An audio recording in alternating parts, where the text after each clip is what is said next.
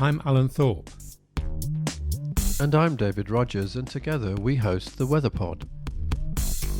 In each episode, we invite a leading expert to help investigate how public, private, and academic sectors can work together to produce weather information of value to business and society.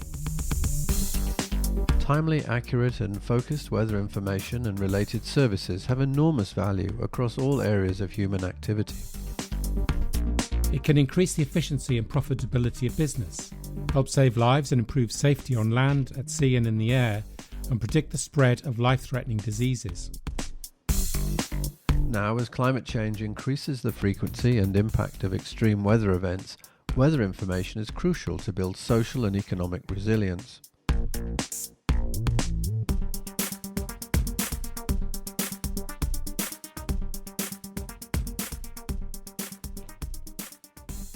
Societies are increasingly challenged by the need to cope with complex, interconnected threats. Either a single hazard leads to a cascade of additional perils, often more significant than the primary one, or multiple independent hazards occur simultaneously. In each case, lack of planning and early preparation leads to the realization of major adverse impacts on people and their livelihoods. Economic development may falter, and political instability becomes an added risk. Climate change compounds existing threats and poses new ones. Many of these are outside the bounds of experience, requiring us to harness new knowledge and take a more holistic view of the immediate and future risks facing us. The problem affects all of society, and a whole-of-society approach is needed. This is immensely challenging. Societal compacts and partnerships among more than a few groups of stakeholders are rarely sustained, and we proceed with compartmentalized approaches where each sector attempts to solve its own problems with little or no insight into how sectoral interdependencies compound and exacerbate risks. Two key concepts have emerged in the past decade as the means to improve people's ability to handle different types of hazards: anticipatory action and impact-based forecasting. Anticipatory action is a set of actions people can take to prevent harm to themselves and others before acute impacts are felt. Impact-based forecasts focus on what the hazard will do rather than what the hazard will be. In practice, anticipatory action and impact-based forecasts are complementary. Neither is effective without the other. Good forecast, but shame about the outcome, is a repeated mantra. So for those impacts of hazards for which anticipatory action driven largely or in part by weather forecasts would make a difference, what isn't being done right? In today's special WeatherPod debate, Alan and I have invited Irene Amuron, Director of Anticipatory Action at the Red Cross Red Crescent Climate Centre, Paul Davies, Met Office Principal Fellow and Chief Meteorologist, and Terrence Fernando, Director of the Think Lab at the University of Salford, to debate how do we improve outcomes for everyone at risk from the impact of hydrometeorological hazards. Welcome to the WeatherPod. Irene, you're an expert in disaster risk management and were disaster risk manager at the Ugandan Red Cross Society before joining the Red Cross Red Crescent Climate Centre as Director of Anticipatory Action. You've been a strong advocate of the value of impact-based forecasting for weather and climate service delivery. Perhaps you could start by elaborating IFRC's operational framework for anticipatory action. Good morning, David, and thank you for having me. Before I dive into the operational framework for anticipatory action, I would like to take us a step back in terms of the journey that the Red Cross has had on this anticipatory action. So we started from 2014, and along the way, we've had some documents that speak to this. We have the IFRC 2021-2025 work plan and budget, and then we have the IFRC strategy 2030. And of course, we've also had growing initiatives broadly within the Red Cross and beyond. And as of now, we have around 70 initiatives around anticipatory action. And with that, we've grown from pilot to scaling up. And so this is where the operational framework for anticipatory action comes in. its ambition is to operationalize the scaling up of anticipatory action. And basically, we have a few targets that we are looking at. And one of them is that we want to scale up anticipatory action in 80 countries by the year 2025. And with this, we would like to see that anticipatory action is going beyond the usual hazards, the fast occurring hazards, and now also moving towards the slow and invisible hazards. For example, the drought and heat. And then also we want to see that we are covering more. Then we want to ensure that every year we are able to support or target or engage 4.3 million people on an annual basis through our operational framework. Then also we want to see that we've trained over 4,000 volunteers and staff of the Red Cross on anticipatory action. And then, of course, finally, we want to build strong partnerships around anticipatory action. So that is what our focus and target for the operational framework is all about. Wow, that's really impressive. Thanks, Irene. Paul, you focus on innovation and use of new scientific, technological and operational techniques to deliver benefits to a wide range of Met Office's customers.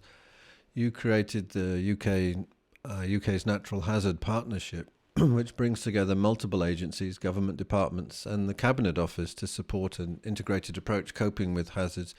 You also led the WMO Impact Task Team that authored guidelines on multiple hazard impact-based warnings. I'd like to start by asking you to outline briefly impact-based forecasting and the importance of, and particularly the importance of partnerships. Yeah, thank you, everybody. Morning. Impact-based forecasting is not about what the weather will be, but what the weather will do. So, and to be honest with you, it echoes back from some frustration with the meteorological community. Why was it when we were pushing out warnings of 70 millimeters of rain that no one understands what to do about it? We used to kick these warnings over the fence, just hope someone will grab it and take some action, but it never did. And so impact-based forecasting essentially is trying to address that particular problem. And it's around collaboration and partnership, because if you can't engage or partner with other people to describe what you're trying to express in the meteorological community, then what's the point? If no one's going to take an action, why invest in huge amounts in science and technology? That's the heart of impact-based forecasting. Initially, we did with the hydrometeorological community, the hydrology community for flooding. Now it's expanded to all multiple hazards, and now we're moving towards policy, moving towards climate resilience and adaptation. And that partnership, as you go through that journey, grows and grows and grows. And so that's the Natural Hazards Partnership. It's a partnership that encompasses government bodies, but also private agencies and the private community as well, to better inform, communicate to society, and protect against natural hazards and the disasters. That's the essence of impact-based forecasting. Thanks, Paul. Terrence, you lead the Think Lab at the University of Salford in the UK, which focuses on envisioning digital futures, applying gaming technology, big data tools, and advanced visualization techniques to help your partners understand future scenarios and plan their solutions accordingly. You've specialized in resilient cities, smart cities, collaborative engineering, and virtual training environments, including space mission planning for Mars.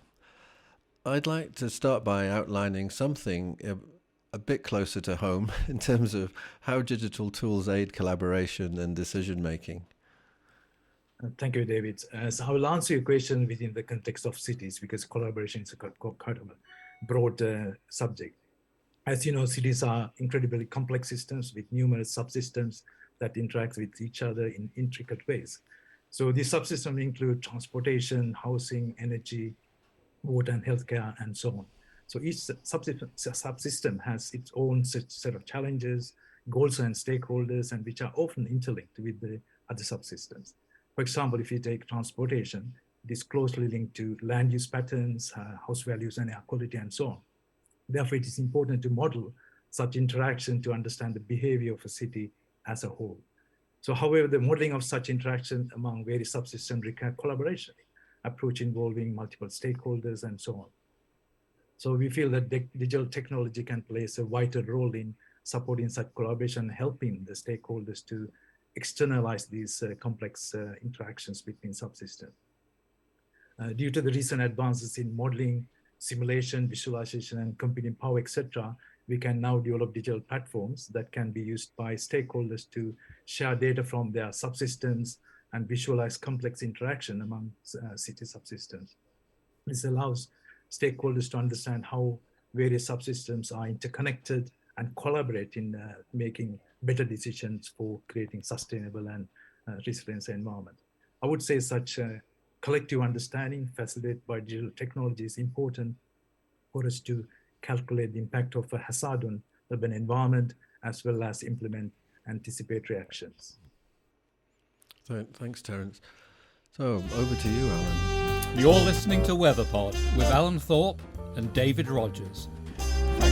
Thanks, David. I think it's been clear from the introductions that considerable progress has been made in relating anticipatory action, impact-based forecasting and early warning. But I guess still too many hazards become damages that result from acts of human omission and commission rather than because of a natural process.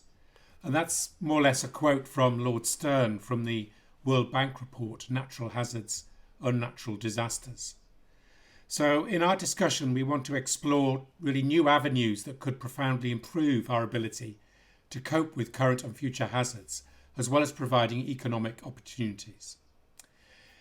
I wanted just to cover first issues related to access to data and information. So in a sense, it's looking at the question as follows.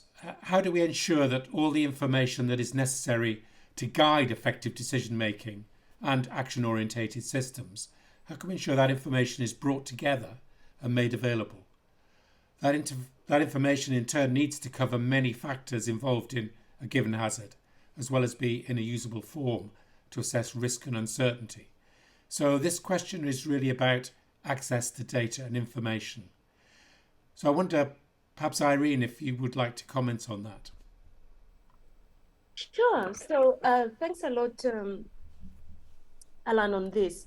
In terms of how we can ensure that this information is relevant for decision making, my suggestions and recommendations would be that, one, we need to build and strengthen partnership and coordination with the relevant partners, including communities that need to use this information.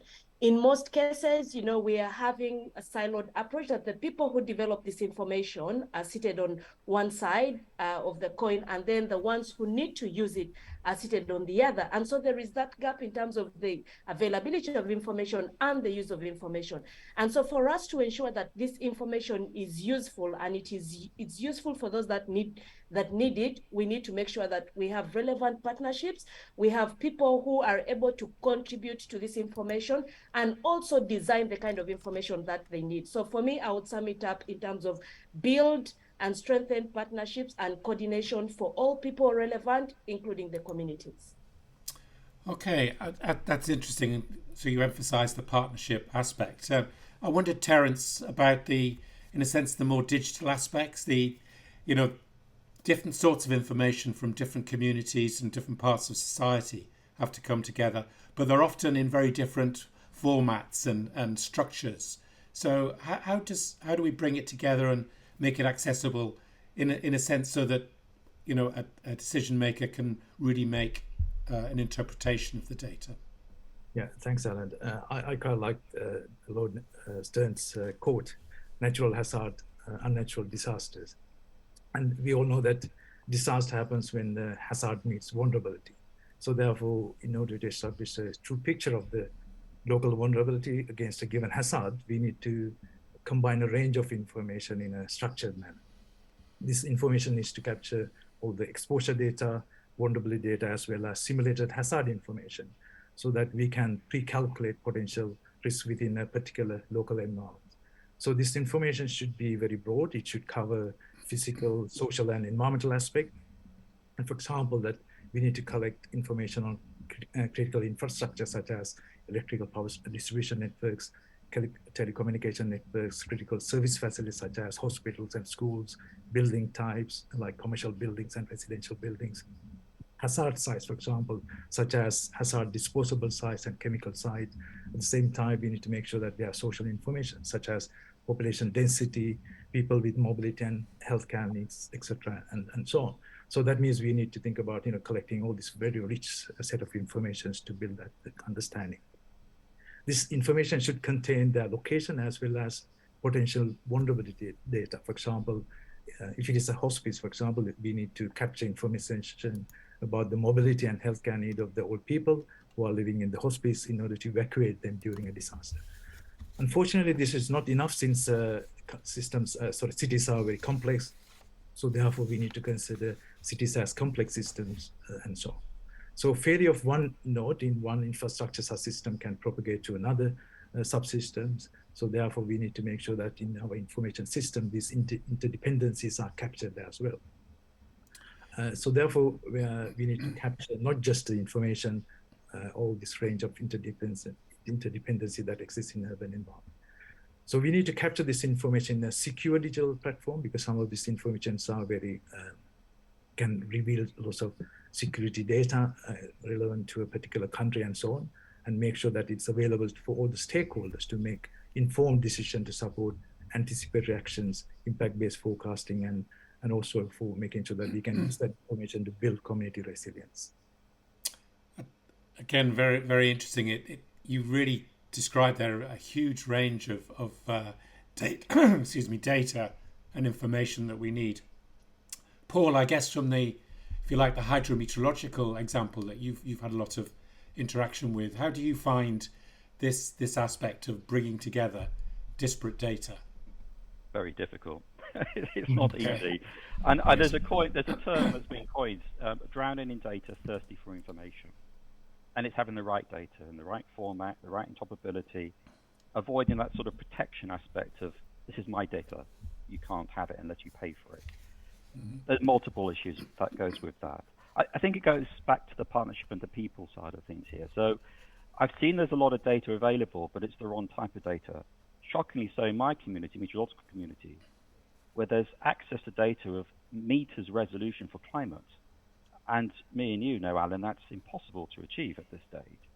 So having the ability to say what is good and what is not good, and having that body of scrutinizing and that regulatory aspect of saying, this is good quality data that can be used in this way, perhaps you need to consider other approaches for this other type of data, I think is quite critical. And I cite my example with the disaster risk community about better understanding the impact of hazards on society, the cost loss, and being able to share that data in such a way that it's interoperable and usable. And I think that is an example of the importance of partnership beyond the meteorological community. So it's down to people again in partnerships. I think you've all mentioned how critical it is for people to work together and partnership. And I guess, well, Paul, for example, you mentioned earlier about the Natural Hazards Partnership, and you're sitting at the moment, the wonderful sign before you, behind you, about the Hazard Centre. Terrence, you talked about a collaborative platform that you're developing, and Irene also about the role of national societies like the Red Cross. So that these organisational structures exist, but how do we actually engage all of the stakeholders? I mean, in a sense, we've got to bring the whole of society together to approach early warning and anticipatory action. So there's work to do to encourage all the stakeholders that are relevant to come together. So again, if I could start with you, Irene, how have you found this bringing together of stakeholders in your domain? It's been a very challenging process, very exhausting, and quite sometimes resource intensive, because you're having a variety of stakeholders with different incentives, different motivations, and different mandates, and yet you need all of them to be able to come to the table for the common good. So in spite of the challenges around it, I think it is a very feasible effort. So I'll give an example of Uganda. What happens is we do have a national DRR platform that is hosted by the Office of the Prime Minister. And this platform is usually very active, during disaster times. And once there are no disasters, it's on a sleep mode. And so what the Red Cross has done is to tap into this existing structure to be able to introduce the conversation around anticipatory action. and challenging stakeholders. We don't have to wait when we're already experiencing the impacts, but we can do something around before these impacts are felt. And so there's been a technical working group that has been set up in Uganda, again, led by the Office of the Prime Minister, where some of the organizations are active, and we discuss in terms of how do we scale up this whole initiative around anticipatory action. But with it also comes its own challenges. We've had different changes going on within government institutions as well. And so the persons who've been engaged in these conversations keep changing, even within organizations. So sometimes you seem to get back to, as you move forward, you again move 2 steps behind, because you're having different faces, you're having different people joining. And now we are discussing about, institutionalizing this participation, such that even if Irene does not show up, but somebody from the Red Cross shows up, they can still pick up the conversation. And so we don't have to tie somebody's participation to just an individual engagement. So we are making progress in this. And through this, we believe that the approach around anticipatory action will grow. We will hopefully have then our policies being revised to be able to match up to the current growing innovations and need around anticipatory action. And also we are challenging ourselves to take this conversation to the communities where the action needs to happen. Okay, that's a good example from Uganda. I wondered, Paul, from a European perspective, when your experience, what your experience is with bringing together key stakeholders, including government, in an anticipatory way. In other words, before actually the impacts have started. Is that something, do you think, that policymakers, governments and other decision makers are used to thinking about? Are they willing to come together in advance of the event, if you like? So that's a bit of a loaded question there, Alan. I think the answer is they're a bit slow, right? There are some examples where there's more we can do in advance. I'd just like to cite the trust aspect of it and the trust formula, if I can. So the trust formula equals to, are you reliable? Are you credible? Plus, are you empathetic? And the key one is all divided by self-interest. So if you go into a partnership, and you go in there is about me, or is about my organization, my profession, the partnership will not work. It has to go in there with that self-interest really, really low, and you're doing it for the best good for society, whether it's policy, legislation, science and technology pull through, all has to come about reducing that score, that self-interest bit down. And Natural Hazards Partnership was, in instance, how that was achieved. It wasn't about the Met Office. It wasn't about Ordnance Survey. It wasn't about another department. The key body that enabled that was the Cabinet Office. Because the Cabinet Office was an honest broker.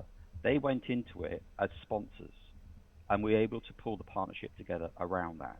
If I didn't have the Cabinet Office, then I wouldn't have a partnership. And it echoes what Irene said about that resilience of partnerships, how you would sustain that. And that comes again, I think, if we build a trust formula around that. Okay. Terrence, did you want to come in, or should we move on? I could say a few words if you like. Yeah, carry on. So anyway, I think as Irene was explaining, the whole of society approach is quite challenging. It's very difficult to implement. And the whole of society approach implies transforming so many different things, like current governance structures, to introducing democratic and participatory approach to building resilience, involving a range of stakeholders such as government organization, NGOs, private organization, and community members, and so on.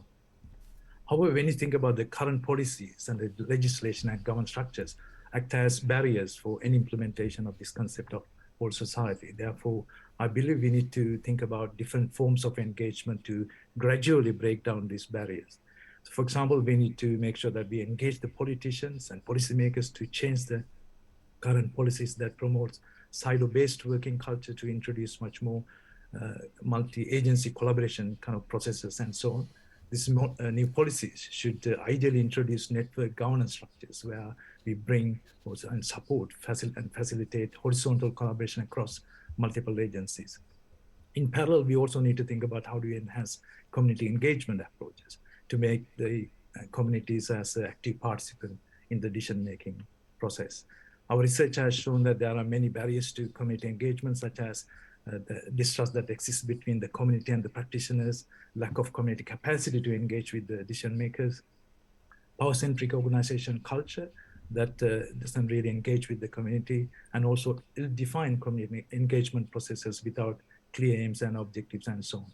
So therefore, we need to establish well-supported citizen communities to support the engagement of the community as active participants in the decision-making process. So I believe that NGOs can play a vital role as experienced and trusted partners in bringing the community and supporting community engagement. You're listening to WeatherPod with Alan Thorpe and David Rogers. Thanks, Alan. I think one area that when we've looked, rewind a little bit, a decade or so, we've looked at the way we use information, and it's been rather ad hoc. Somebody, as I think Paul alluded to it before impact-based forecasting, we're just sort of passing on information, and we're not curating it in any significant way, and we've lacked until quite recently the tools to really turn our innovations into digital innovation.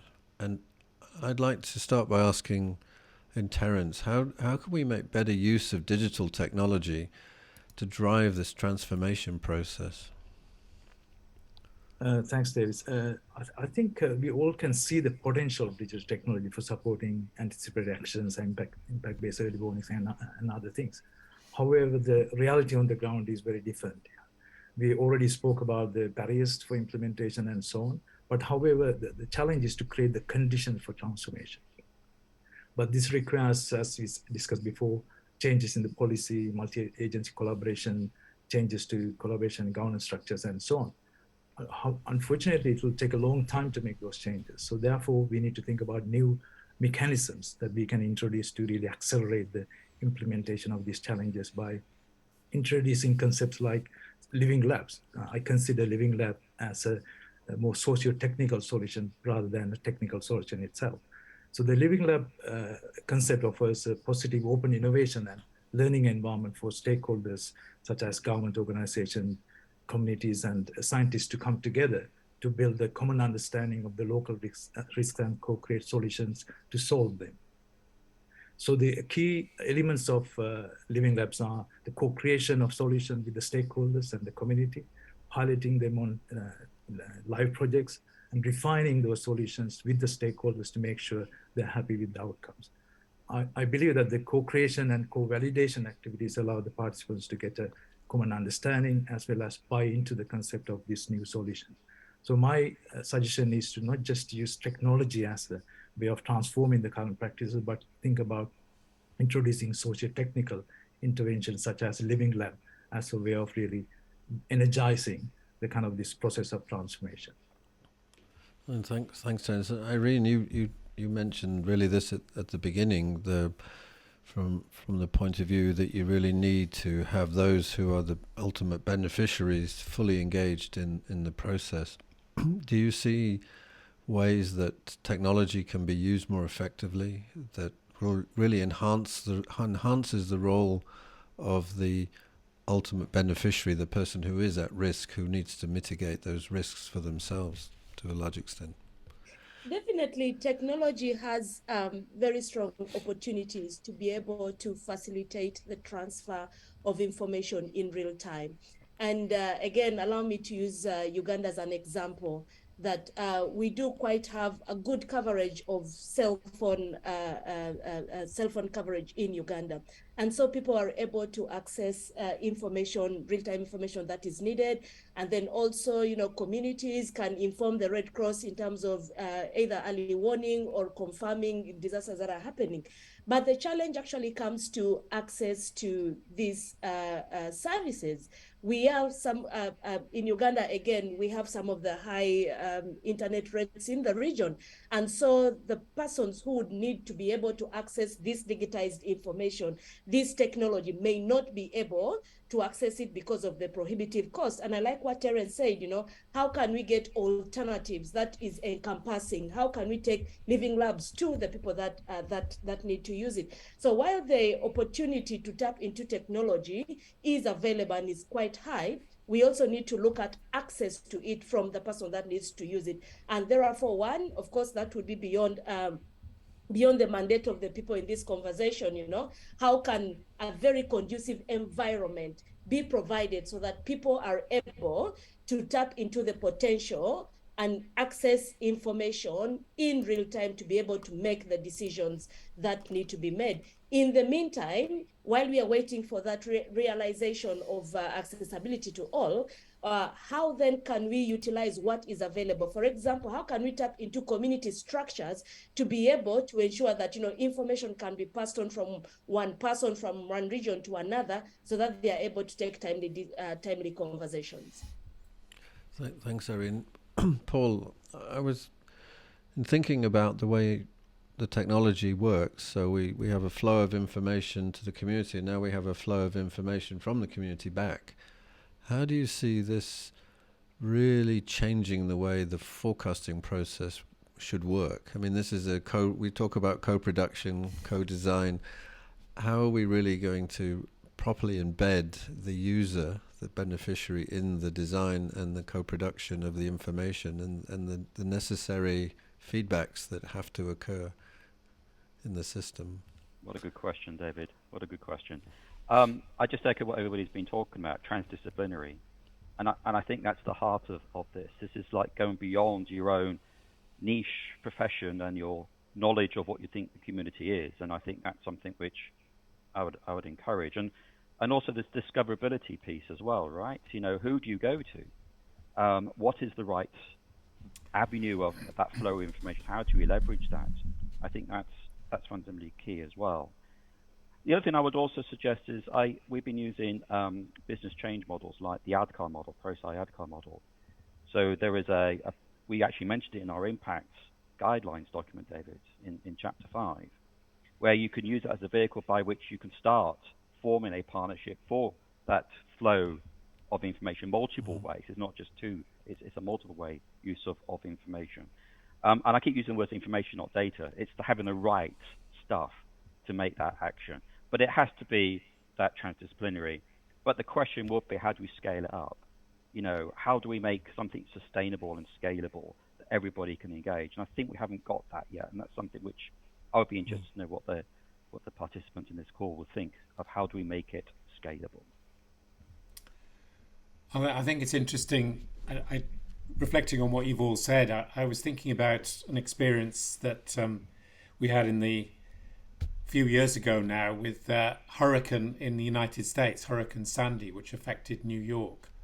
And one of the ways that information actually got communicated around those that were going to be affected by the inundation, the flooding from the surge that resulted from the hurricane, was that people communicated with each other via Twitter to say what was happening exactly where they were, and so that other people could avoid that street or that neighborhood. And so actually in a way, in that example, which I'm not sure it's scalable or transferable, but the community kind of took over the transmission of information. And I think that's an interesting model in a social media era of how the end user actually needs to get involved, and how we're going to have to integrate that somehow into the way that we think about this. I wanted just to move on. I think we've all talked about, I think Paul particularly just in the last answer, about multidisciplinary. We've got various domain specialists who work in their own areas to characterize the hazard and the vulnerability even. And they know a lot about what they know about, but perhaps they don't focus so much on what the impacts on people of that hazard are. And Paul, I think you mentioned earlier about essentially the sort of build it and they will use it syndrome. Because we built it, automatically people need to use it. I just want to really hammer home this point, but perhaps you could start, Paul, by saying, how could we overcome this this sort of tendency for building things that don't necessarily fit with what is needed in anticipatory action? Yeah, thanks, Alan. I think that's been in my profession. This we will build it, people will use it, is endemic. It's something which I think everybody who's in this multi-partnership piece for protecting life and property all come in it with a passion. They come in with a passion that they think they can solve the problem themselves. And I think it's breaking that model down, that fact that you're a small cog in a bigger picture here. And so I would say that in terms of how we're going to break that, we build it, they use it, I think we have to start, as Terrence and Irene already said, with the community first, and listen and understand what is, not so much like what is your requirement, but how we work together as a partnership for them and for us to be empowered to protect ourselves. It's a bit of a woolly answer, Alan, because it is a difficult one. But I think the more we can break away from our siloed and actually get out there and engage, better. Until we do that, I've always felt that we're going to have that blocker there. What do you feel, Irene, about this breaking down of silos? I think that's the song we've been singing for a while, that we cannot have the scale up that we desire as long as we are running solo in our own direction. So definitely, if we are to move from build it and they use it to build it together and we use it together, then we need to break those walls. Just a few days ago, we had an interesting feedback from one of the communities in Western Uganda, where some of the river censoring equipment had been vandalized. And the feedback from the communities was, oh, these things are spying on us, And so it speaks to the issue of trust that Paul spoke about. So if we want to make sure that what we build together is used together, then we have to be able to address the aspect. We need to build trust. And the way we build trust is by doing things together. And so for us to be able to move, I think it is important, again, reiterating what Paul said, we need to do this together.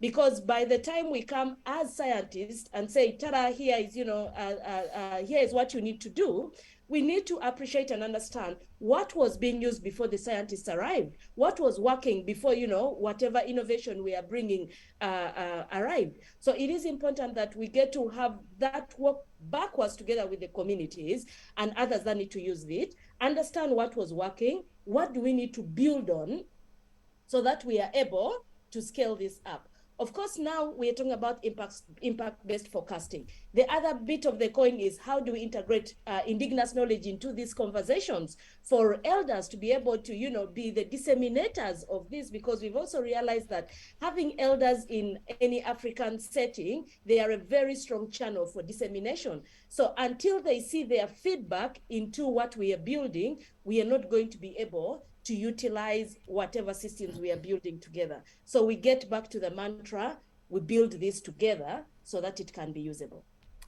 So I guess, Irene, you're saying that in different societies, different countries, different cultures, the trusted voice can vary. Sometimes it might be the government. In other countries, it definitely wouldn't be the government. Sometimes it's the elder members of society who are trusted. In others, it might be actually the opposite. It might be the younger members. So it's an interesting perspective that one size doesn't fit all effectively in that. Terrence, one thing that to pick up on this, I wanted to ask you, our experience in the pandemic, I think, certainly in where I live in the UK, there was quite a lot of input from behavioural scientists about how, in a sense, some of the messages from government were being received and how they were not being interpreted properly by the public and by those who needed to hear the messages. Is that a discipline that you feel we're integrating effectively at the moment into these areas?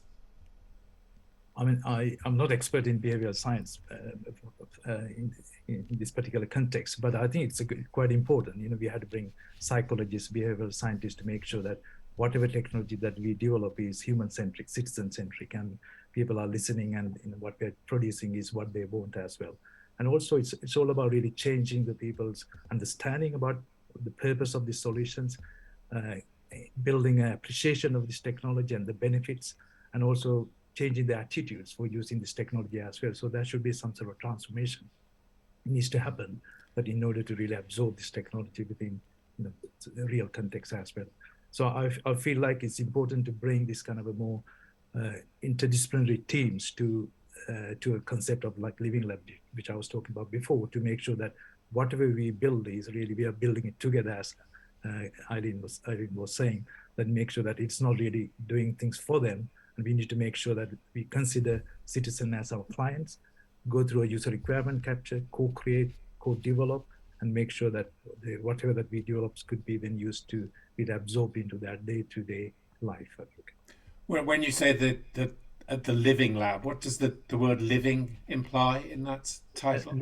Living lab means about really you are developing something within the real context rather than a laboratory.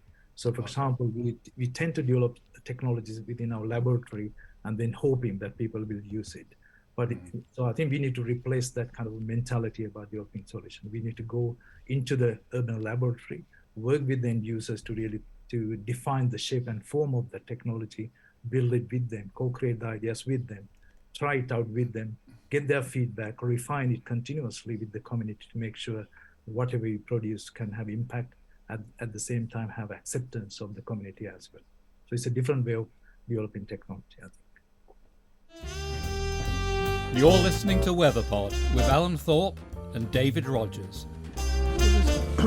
Raises a leading question, perhaps, and from what the three of you have just said, we're faced with the Secretary General of the United Nations has this early warning for all initiative, and coming from the UN, it seems to come from the top down rather than touching on all of the things we've talked about. If you could influence it, what would you be suggesting could be done based on your responses now? I mean, it seems that somehow we're still build it, they will use it, whereas we really know that's not going to work. So how do we change that? I'll start with Irene, and if anybody wants to jump in on that. Well, my recommendation would be that we need to invest in the localization agenda. So we need to be able to appreciate that there are capacities available in each country, in each region, in each community, but these capacities need to be built upon, because their coping capacities is at various levels, their understanding and perceptions of the different risks that they face. This is all varied. And so for us to ensure that we bring a marriage from the global to the local, first we need to be able to understand what is on the local before we begin infusing or integrating what is coming from the global. I believe that with the global, the early warning for all initiative will be successful, will be achieved if we start looking at it from the lens of those that we seek to be able to serve. And with that, then we can try working towards achieving that ring of protection from that level of angle than just looking at it from, here I am coming, we've diagnosed the issue, and here is the challenge. Because while, for example, yes, we are talking about the need for early warning, different people have different needs for the now, and an early warning need may be far-fetched away from them until, they face the challenge that actually requires them to be able to apply the early warning information. So I believe, and my recommendation would be around the spectrum of looking at the person, looking at the community, looking at the country that we would like to be able to support, and see things from their perspective, see what is available, see what is missing, and how then can the global thinking, how then can the global initiatives fit into that puzzle. And I'll also share some of the reflections I've had internally within Uganda, having the conversation around early warning and the early warning initiative, the understanding of this component is actually detached from what is happening. Most of the people who are familiar with this early warning for all initiative are people who are working with international organizations. When you get to different, organizations, national organizations, it's news to them, So we also have we need to challenge ourselves that how do we bring the conversation first to the people before we begin carrying what we are bringing with the conversation, so that people are aware of what we are talking about and syncing it to what is happening in their environment. Through that, then we'll be able to achieve the goal that we have for early warning for all. Otherwise, as it is, we will have it hanging in the air and totally detached from what is happening on the ground. Paul? Irene, for me, really resonated for me when she talked about language. Empowerment, language, and engagement to communities. There's an example that came out when I went to a Warnings for All United Nations conference. And that particular question was asked to one Pacific island. And they said, birds. Because what the community looked to is what the behavior of the birds about preparing themselves for disasters. And when you unpack it, Alan, it was the MGO, the ENSO. That's what it's related to. So in other words, let's stop talking about MGO and ENSO and 70 millimeters of rainfall. Let's stop talking about birds. Let's talk to the language the community understands and can engage with. So that's one thing. The other thing I would say as well, from my experience with the ADCAR model, for example, it takes about 7 different routes of communication for people to take action. There'd be some from government, radio, a newspaper, what your neighbour's doing, what your family's doing. There's about 7 of them. So it's not just one route in com. It's a multidisciplinary or transdisciplinary approach and engagement with the community at heart. Empowerment so that they can take their action. And let's talk the language they talk, not what the language we talk. That's how I would take that forward. Thank you. I want to take this a bit further with Terrence also, but I want to interject one thing, and that is, there's the Secretary General of the UN has said it will cost 50 cents per person, so it's roughly $31 billion to provide early warning for all. And then the question is, where would you spend the money, really? I mean, it seems to me so far we should be spending the money at the community level. We should be building, or somewhere. It's not coming from big international organizations. It's coming at a level where it's very effective with the community. So Terrence, what would your advice be in terms of how you build a more effective system? I mean, you still need systems, but how would you make it more effective? So I'll come from the technical and professional stakeholders point of view. So when you think about building a multi-hazard impact-based early warning system, you need to integrate so many different types of technologies like weather forecasting, hazard simulation, risk information, impact analysis, risk communication, and so on. But from the technology point of view, it's not difficult that we have already implemented some of these concepts already.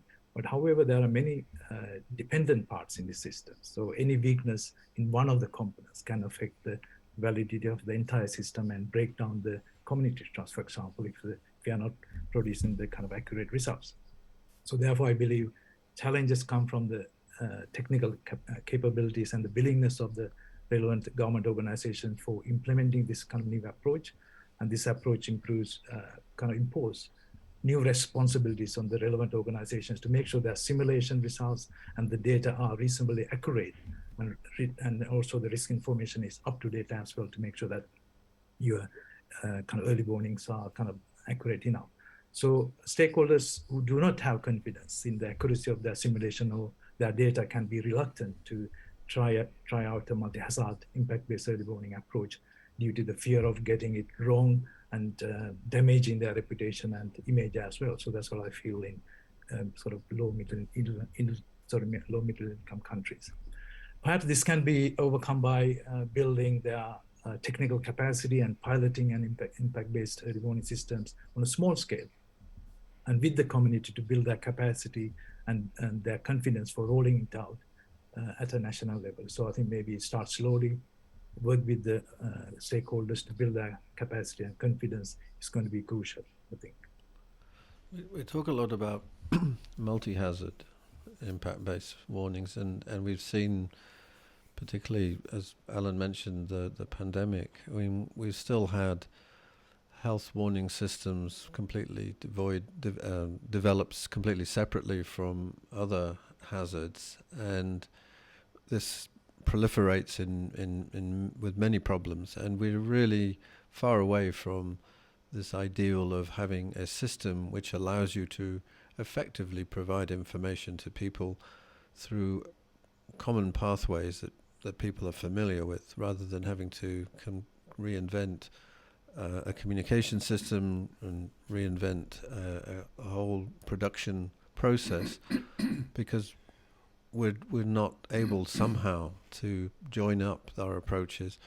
So what, and this is really our last question, what do we need to do to try and make this work as a really a community-based all hazards system that enables people to receive information in the simplest way possible, that convinces them, that has built into it the necessary steps that ensure trust, that people say, yeah, I'm convinced. What is it that we're missing, and what can we do to kind of build that system? Irene. That's an easy question, David. Yes.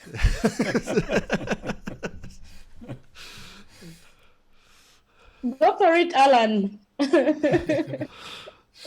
Yes, I think again it speaks to what Paul mentioned earlier on, the issue around building trust. If we have a trustful relationship with the communities, with the stakeholders, with the governments, and whoever is involved in this process, then we have a higher chance of seeing a translation of this information into action. But also, just beyond building the trust, there are different reasons why, we are not seeing the action that we want to see from these warnings. It could be that, information is not reaching to people. It could be that people may not understand what needs to be done. And so while we have started with impact-based forecasting, it's still at a very, very small level. So this has to be scaled up, that, we are having it at scale.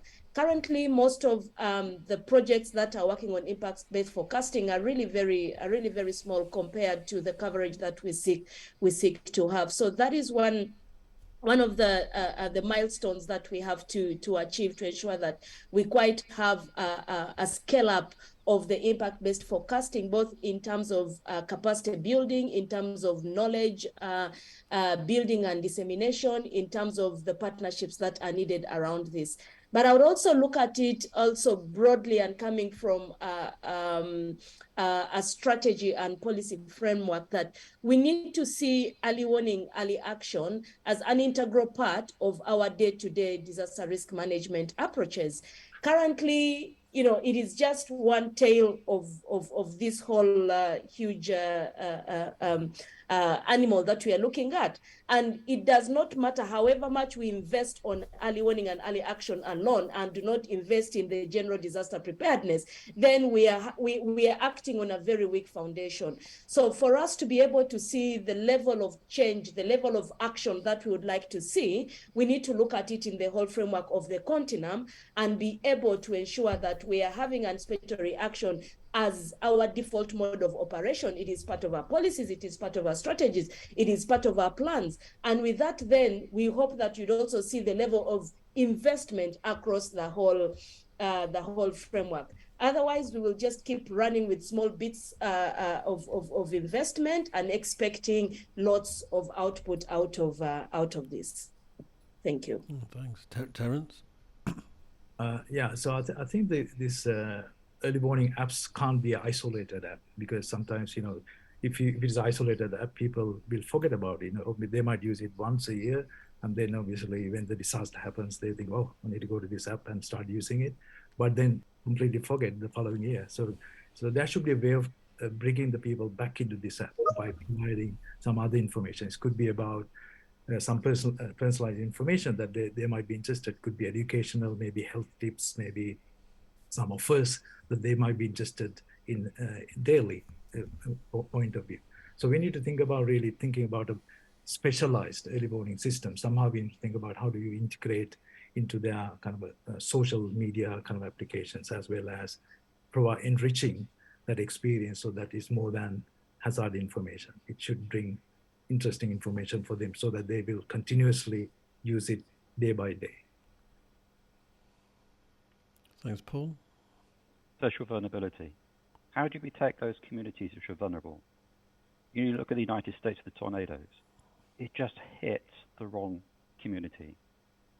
When you look at the New York City when they got flooded, it was somebody who was disabled. I couldn't get out.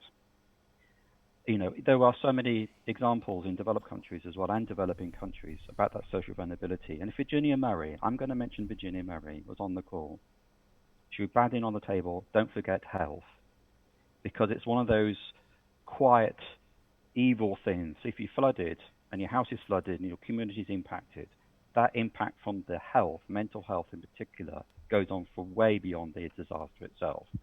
So I think that focus and target focus on social vulnerability. I was also struck in the UK when we had the heat wave at 40 degrees.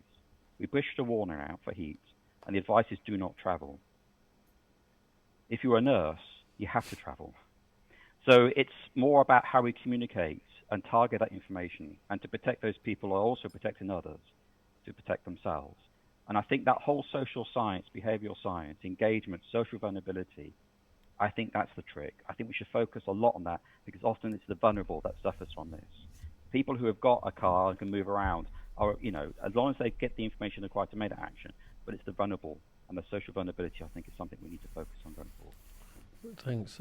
I was interviewed recently myself about what did I view the future of warning systems to be, particularly for heat waves, but I generalized it to all warnings. And one of the things that strikes me that we, to sort of bring this all together, is that we have the technology, we have the penetration in countries of social media, of mobile applications, and we're at that point where we can create warning systems personalized for everybody. In other words, everyone can create their own warning system without having to share personal data with the world, but you can actually do your own self-assessment, and you can then say, these are the risks that I face, and these are the things. So if we took heat waves as a sort of simple example, you'd say, well, I've got certain pre-existing conditions, and this app tells me basically that I'm going to be at risk above a certain temperature. This is the home I have.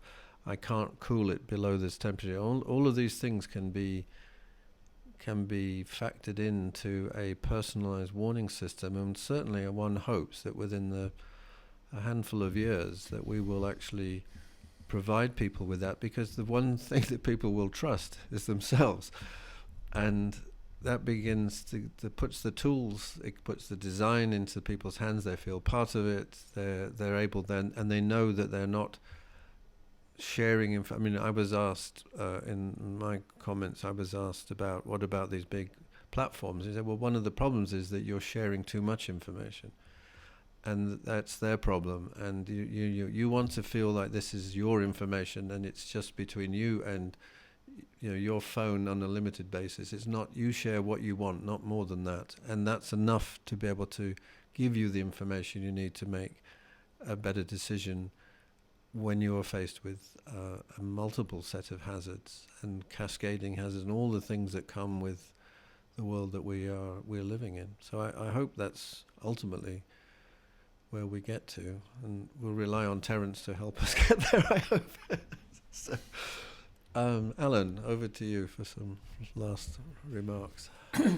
Well, I think it's been a great and fascinating discussion, and I'm sure that we will follow up with future podcasts and other events that build on what you've all said.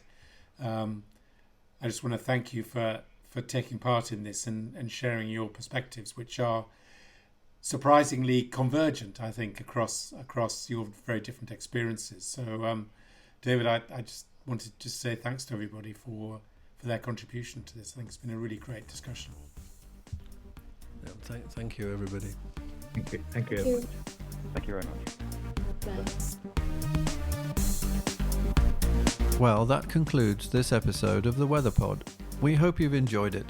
Alan and I will be back next month, and in the meantime, please give us your feedback via email to support@gweforum.org.